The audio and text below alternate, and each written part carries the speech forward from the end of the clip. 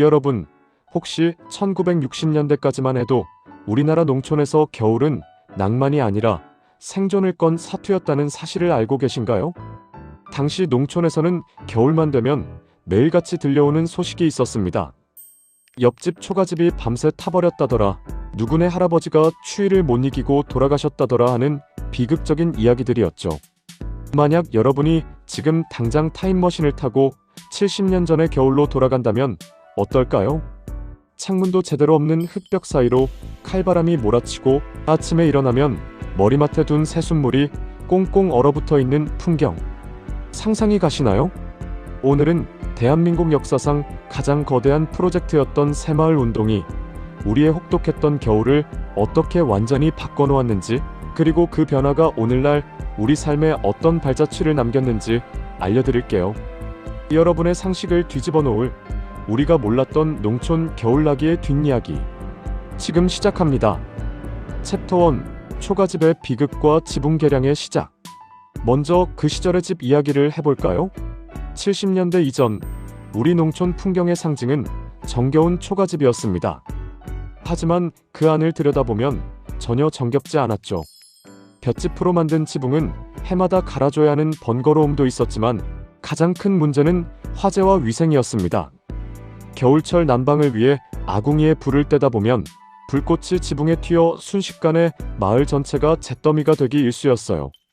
또한 썩은 볏짚 사이에는 쥐와 온갖 벌레들이 득실거렸죠.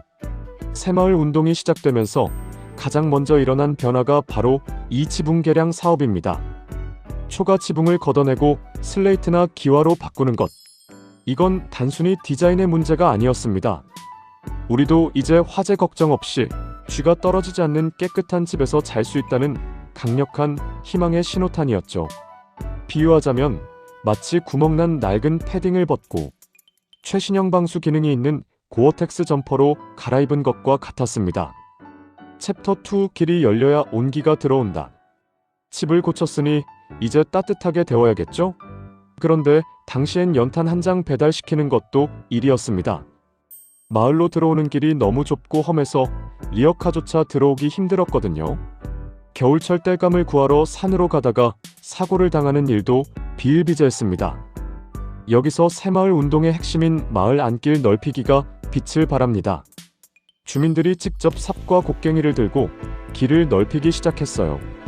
길이 넓어지자 트럭이 들어올 수 있게 되었고, 이는 곧 에너지의 혁명으로 이어졌습니다. 산에서 나무를 해오던 시대에서 집 앞까지 연탄이 배달되는 시대로 바뀐 것이죠.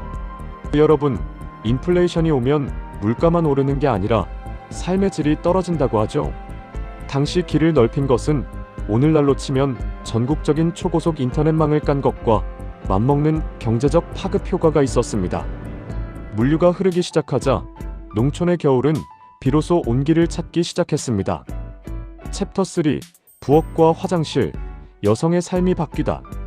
겨울나기에서 가장 고통받았던 분들은 사실 어머니들이었습니다. 옛날 부엌을 생각해보세요. 방바닥보다 한참 낮은 곳에서 쪼그려 앉아 찬바람을 맞으며 밥을 지어야 했습니다. 화장실은 또 어떤가요? 저 멀리 떨어진 실외 화장실까지 가는 길은 그야말로 고역이었죠.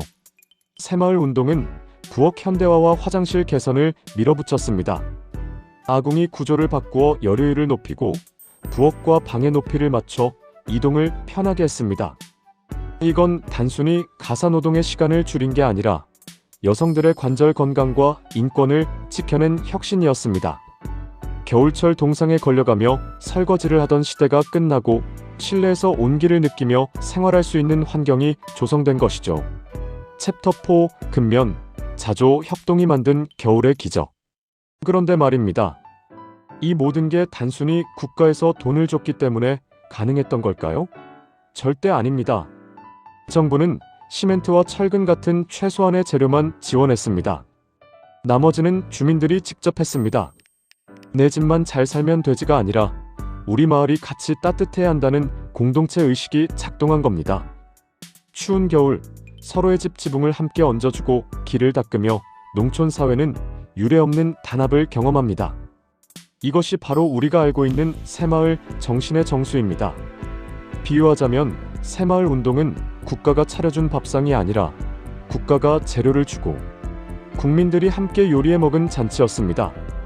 그 과정에서 얻은 자신감은 훗날 대한민국 경제 성장의 든든한 밑거름이 되었죠.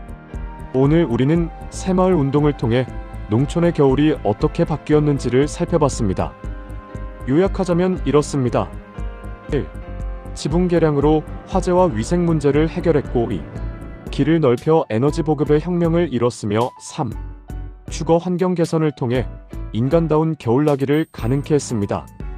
단순히 건물을 고친 것이 아니라 추위에 떨던 사람들의 마음속에 우리도 할 수 있다는 뜨거운 열정을 지핀 사건이었죠.